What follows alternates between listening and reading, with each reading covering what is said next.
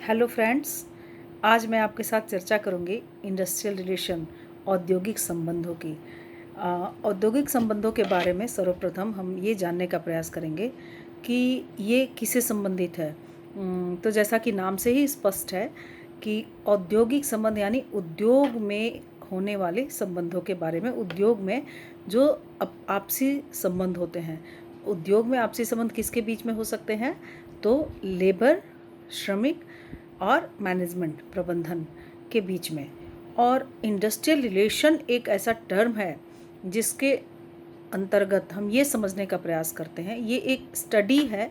Industrial relation एक अध्ययन है जिसके माध्यम से हम ये समझने का प्रयास करते हैं कि इंडस्ट्री के अंदर, फैक्ट्री के अंदर, कंपनीज़ के अंदर, मैनेजमेंट में, लेबर में, गवर्नमेंट में और यूनियन में आपस में कैसे संबंध होते हैं, कैसे मेंटेन होते हैं, संबंध क्या होता है, किन किन चीज़ों का ध्यान रखा जाता है, क्या इम्पॉर्टेंट है संबंधों में, और कहाँ दिक्कतें हो सकती हैं संबंधों के बीच में, और अगर दिक्कत होती है तो उसके लिए भी कुछ क्या प्रावधान है। तो सबसे पहले तो हम ये समझने का प्रयास करेंगे कि एम्प्लॉय और एम्प्लॉयर के बीच के रिलेशन। तो एम्प्लॉय और एम्प्लॉयर के बीच के रिलेशन को अलग से जानने की क्या ज़रूरत पड़ गई, क्योंकि एक नौकरी देने वाला है और एक नौकरी करने वाला है। किसी भी फैक्ट्री में एक जो मैनेजमेंट होता है या एम्प्लॉयर होता है वो जॉब देता है, और कुछ एक वर्ग है वर्कर्स का जो जॉब पाता है। तो नेचुरल है कि अपने आप में ये दो भागों में बढ़ता है और इनके बीच की कड़ी ट्रेड यूनियन होती है। लेकिन चूंकि अभी ट्रेड यूनियन की जो रोल है किसी भी फैक्ट्री में, वो एक समय पर तो बहुत ही इम्पॉर्टेंट रोल हुआ करता था। अभी भी ट्रेड यूनियन एक्ट के तहत इनके बहुत सारे रोल डिफाइन हैं, लेकिन अभी बहुत सारे welfare provision, social security provision सरकार ने लेबर के लिए उपलब्ध कराए हैं। तो इसके वजह से बड़ी ही सुगमता से, आसानी से फैक्ट्री में काम चलता है। तो लेबर के जो यूनियन होते हैं उसका रोल अभी बहुत ही कम देखने को मिलता है, लेकिन फैक्ट्री में यूनियन होता है। तो हम रिलेशन में जब बात करेंगे तो यूनियन की भी बात कर सकते हैं।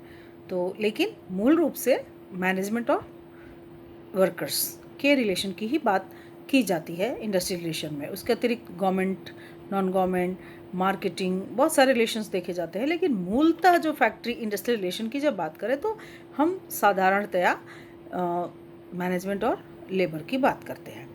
और इसके अतिरिक्त ये एक स्टडी है जो ये पता लगाने का प्रयास करता है कि किस प्रकार के रिलेशन हैं और कितने प्रकार के रिलेशनशिप को मेंटेन करने के लिए किस किस तरह के प्रावधान फैक्ट्री में लागू हैं, और मैनेजमेंट एक अच्छे रिलेशनशिप के लिए क्या प्रयास कर रहा है। इसके अतिरिक्त रोल ऑफ मैनेजमेंट क्या है, ये बहुत इम्पॉर्टेंट है, क्योंकि कोई भी श्रमिक, जो श्रमिक का समूह है, वो अगर संतुष्ट है, खुश है अपने व्यवस्थाओं से, सैलरी से, वर्किंग टाइम से, ग्रेच्युटी, पेंशन, पीएफ इत्यादि जो भी सुविधाएं मिलने वाली हैं, महिलाओं के लिए मैटरनिटी बेनिफिट वगैरह जो भी सुविधाएं मिलने वाली हैं, अगर लेबर वर्कर्स सेटिस्फाइड हैं तब तो रिलेशनशिप बहुत अच्छा होता है। लेकिन कहीं भी डिससेटिस्फैक्शन, अगर असंतुष्टि होती है तो दिक्कत देखने को मिलती है, द्वंद्व पैदा होता है, कॉन्फ्लिक्ट होता है, डिस्प्यूट्स होते हैं। तो इसलिए रिलेशनशिप में, इंडस्ट्रियल रिलेशनशिप में हम ये भी जानने का प्रयास करते हैं कि जो रोल ऑफ मैनेजमेंट है वो क्या है और कितना इम्पॉर्टेंट है, और किसी भी फैक्ट्री में वो किस तरीके से लागू होता है, और यूनियन के क्या रोल है, क्योंकि यूनियन का रोल भी बहुत इंपॉर्टेंट है इंडस्ट्रियल रिलेशन में। और गवर्नमेंट क्या क्या, गवर्नमेंट के साथ लेबर लेजिस्लेशन जुड़ जाता है। गवर्नमेंट के रोल लेजिस्लेशन से संबंधित होते हैं, तो किस तरह से नियंत्रण करती है, किस तरह से सुविधाएं देती है, किस तरह वेलफेयर प्रोविज़न देती है, सोशल सिक्योरिटी देती है गवर्नमेंट, तो वो भी बहुत बड़ा एक फैक्टर है एक अच्छे रिलेशनशिप के लिए। और इसमें रिलेशनशिप में ये भी जानने का प्रयास करते हैं कि एथिकल प्रैक्टिसेस और अनएथिकल प्रैक्टिसेस फैक्ट्री में क्या क्या है। तो मैनेजमेंट का रोल है कि वो प्रोटेक्ट करे किसी भी प्रकार के अनएथिकल प्रैक्टिसेस से, जो अनैतिक अभ्यास हैं उससे वर्कर्स प्रभावित ना हो, उसके लिए वो प्रयास करे। तो और फिर एक बहुत बड़ा एक फैक्ट्री में वर्कर्स के संतुष्टि के लिए एक प्रावधान है कलेक्टिव बार्गेनिंग, सामूहिक सौदेबाजी। ये इंडस्ट्रियल रिलेशन को बहुत प्रभावित करता है। कलेक्टिव बार्गेनिंग क्या होता है? कलेक्टिव बार्गेनिंग अर्थात सामूहिक सौदेबाजी से यहाँ तात्पर्य है कि लेबर और मैनेजमेंट के बीच में एक अपना रिप्रेजेंटेटिव लेबर एक तैयार करता है, चाहे वो ट्रेड यूनियन होता है, और वो अपनी शर्तों को, अपनी मांगों को वो एक ड्राफ्ट तैयार करता है और ट्रेड यूनियन के माध्यम से वो मैनेजमेंट तक पहुंचती है, और मैनेजमेंट फिर मीटिंग कॉल करती है और तीनों पक्ष मिलके और बार्गेन करते हैं और वर्कर्स अपनी मांग को रखते हैं और मैनेजमेंट काफ़ी हद तक उन मांगों को मानने का प्रयास करता है। तो ऐसे में ये कलेक्टिव बार्गेनिंग एक बहुत बड़ा रोल अदा करता है, बहुत अहम है, बहुत महत्वपूर्ण भूमिका अदा करता है इंडस्ट्रियल रिलेशन को कायम रखने में और एक अच्छा रिलेशनशिप को कायम रखने में, क्योंकि वही एक प्रोसेस है, वही प्रक्रिया है जिसके माध्यम से वर्कर्स अपनी बात को रख सकते हैं, अपने रिप्रेजेंटेटिव के माध्यम से अपने मांगों को मांग सकते हैं। वो मांगे किस इशू पे होता है?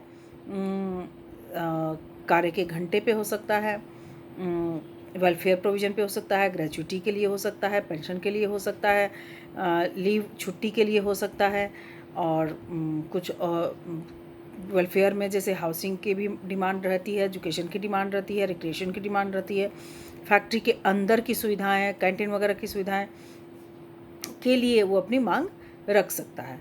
तो ये कलेक्टिव बार्गेनिंग इंडस्ट्रियल रिलेशन को प्रमोट करने में बहुत अहम भूमिका अदा करता है। और फिर ये industrial relation non union employment, जो एम्प्लॉयमेंट है वो बिना किसी यूनियन के उनको प्राप्त हुई हो, बिना किसी बिचौलिए के उनको प्राप्त हुआ हो, वो एक इम्पॉर्टेंट है। और पर्सनल जो होते हैं, सेवी वर्गीय प्रबंधन जो होता है, उसकी वर्कर्स के प्रति क्या पॉलिसीज़ हैं, क्या प्रैक्टिसेस हैं, वो भी बहुत इम्पॉर्टेंट है। और इसके अतिरिक्त विभिन्न प्रकार के बहुउद्देशीय शैक्षणिक फील्ड भी इसके अंदर आता है। जैसे अभी आजकल HRM की बात हम करते हैं, HRD की बात करते हैं, तो उसमें जो HRD है ट्रेनिंग और डेवलपमेंट से संबंधित है, ओरिएंटेशन से संबंधित है, इंडक्शन ट्रेनिंग से संबंधित है। तो ये एक पॉलिसी मैटर है किसी भी फैक्ट्री के मैनेजमेंट के लिए कि वो अपने वर्कर्स को ट्रेनिंग देता है और ट्रेनिंग के माध्यम से उनको प्रमोट करता है, उनको आगे बढ़ाता है, और ट्रेनिंग का लाभ, शिक्षा का लाभ, एकेडमिक फील्ड्स से जोड़ने का लाभ वर्कर्स को मिलता है समय समय पर। और अगर हम इंडस्ट्रियल रिलेशन के ऑब्जेक्टिव की बात करें तो पहला ऑब्जेक्टिव है protect management and labour interest. Industrial relation अपने आप में लेबर के इंटरेस्ट को, लेबर की रुचियों को, लेबर के हितों को प्रोटेक्ट करता है, सुरक्षित रखता है, और securing mutual relation between two groups, management और वर्कर्स के रिलेशनशिप को वो सुरक्षित करता है। क्योंकि इंडस्ट्रियल रिलेशन में हमेशा जोर इस पे दी जाती है कि किसी प्रकार के डिस्प्यूट्स नहीं हो, किसी प्रकार का द्वंद्व नहीं हो, तो वो उसके लिए उसको सिक्योर करता है। और दूसरा नेक्स्ट है डिस्प्यूट्स जो लेबर और मैनेजमेंट के बीच में अगर हो जाता है तो उसको स्थानीय स्तर पर, लोकल लेवल पर आपस में आपसी सामंजस्य के माध्यम से सुलझाने का प्रयास किया जाता है। क्योंकि अगर ये कोर्ट तक जाती है बात तो वो लंबा खींचता है और इसमें दोनों का ही लॉस होता है। तो इसलिए ये इंडस्ट्रियल रिलेशन में इसको अपने आपसी समन्वय से इसको निपटारा करने का प्रयास किया जाता है और एक सौहार्दपूर्ण वातावरण का निर्माण किया जाता है। इंडस्ट्रियल रिलेशन इस चीज़ को फोकस करता है कि फैक्ट्री में एक सौहार्दपूर्ण वातावरण बनी रहे। उसके अतिरिक्त एक इंडस्ट्रियल पीस बनी रहे, शांति बनी रहे, उसको भी इंडस्ट्रियल पीस को, औद्योगिक शांति को सुरक्षित करने का भी प्रयास इंडस्ट्रियल रिलेशनशिप करता है।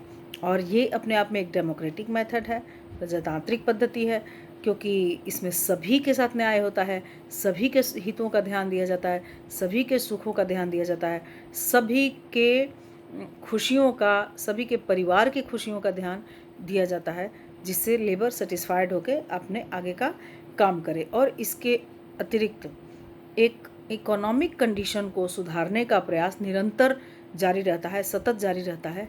ये अपने आप में एक बहुत बड़ा योगदान है कि इंडस्ट्रियल रिलेशन फैक्ट्री में बहुत सुदृढ़ है। और उसके अलावा ग्लोबलाइजेशन और नेशनलाइजेशन सुरक्षित रहता है। ग्लोबलाइजेशन अर्थात अगर इंडस्ट्री में लोकल लेवल पर आपस में अंदर में अगर शांति से काम होता है तो ओवरऑल उत्पादकता इफ़ेक्ट होती है। और अगर सही ढंग से ओवरऑल उत्पादकता इफ़ेक्ट होगी तो प्रोडक्शन बढ़ेगा तो उसका हित मैनेजमेंट को भी मिलेगा और लेबर को भी मिलेगा। और ये एक लेबर के लिए अपने आप में सेफ गार्ड भी है। लेबर इसका फ़ायदा अपने सेफ्टी के लिए करते हैं। और इसके लिए कौन कौन एक्टर्स हो सकते हैं, कौन कौन इसमें एक्टिव पार्ट हो सकते हैं इंडस्ट्रियलाइजेशन में, तो एक ट्रेड यूनियन है, ये एम्प्लॉय का एसोसिएशन हो सकता है, गवर्नमेंट हो सकता है और गवर्नमेंट की एजेंसी हो सकती है। तो ये एक एक्टर पार्ट है। और अप्रोचेज कौन कौन से हैं, तो अप्रोचेज उपागम की बात करें इंडस्ट्रियलाइजेशन में तो मार्क्सिस्ट अप्रोच है, यूनिटरी अप्रोच है, प्लूरलिस्टिक्स अप्रोच है, सिस्टम अप्रोच है, सोशियोलॉजिकल अप्रोच है, जिसके अंदर मार्क्सिस्ट में न्याय की बात, लेबर के लिए न्याय की बात की गई है।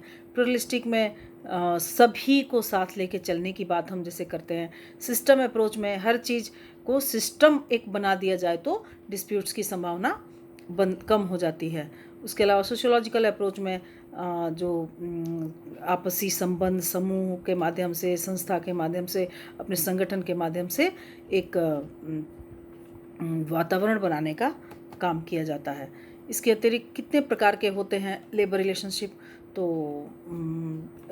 यूनियन और मैनेजमेंट के बीच में होता है, ग्रुप रिलेशंस होते हैं, लेबर के बीच में रिलेशंस होते हैं, लेबर और लेबर आपस में लेबर के रिलेशंस होते हैं, और कुछ समूह जो बने रहते हैं उनके आपस में रिलेशंस होते हैं, सुपरवाइजरी स्टाफ के बीच में रिलेशन देखा जा सकता है, पब्लिक और कम्युनिटी रिलेशंस देखे जा सकते हैं, socio economic and political life of whole community, सामाजिक और आर्थिक और राजनीतिक जीवन पूरे कम्युनिटी में कैसे इफ़ेक्ट हो रहा है, ये भी फैक्ट्री से संबंधित जो भी वर्कर्स वहाँ काम करते हैं उनसे संबंधित इफ़ेक्ट होता है। इसके क्षेत्र कौन कौन से हैं, अप्रोच कौन कौन से हैं, तो इंटरैक्टिव प्रोसेस होता है इसमें, जब हम अंतःक्रिया आपस में करते हैं, टू वे कम्युनिकेशन बहुत ज़रूरी है इसमें, दोनों तरफ से कम्युनिकेशन को बड़ा सहज बनाना बहुत ज़रूरी है, तभी इंडस्ट्रियल रिलेशन प्रमोट होगा। और HRM practice, human resource management की प्रैक्टिस बहुत ज़रूरी है। और अगर किसी प्रकार की विवाद होती है तो स्टेट इंटरवेंशन बहुत ज़रूरी हो जाता है। और ट्रेड यूनियन का रोल तो है ही है, जैसा कि मैंने पहले भी बताया। ऑर्गेनाइजेशनल क्लाइमेट कैसा है किसी भी इंडस्ट्री का, वो बहुत इंपॉर्टेंट है इंडस्ट्रियल रिलेशनशिप के लिए। और डिस्प्यूट सेटलमेंट प्रोसेस में कभी अगर छोटे मोटे विवाद हो जाते हैं तो ऐसे में सेटलमेंट प्रोसेस क्या है, या क्या छोटी छोटी बातों के लिए कोर्ट तक पहुंचने की बात आती है, या आपस में आपसी सामंजस्य से, आपसी सौहार्द से विवादों को सुलझाया जा सकता है। तो ऐसे में ये ज़रूरी है कि अपनी सेटलमेंट प्रोसेस जितना ईजी होगा उतना ही इंडस्ट्रियल रिलेशन अच्छा होगा। तो ये रहा इंडस्ट्रियल रिलेशन के संदर्भ में। Thank you.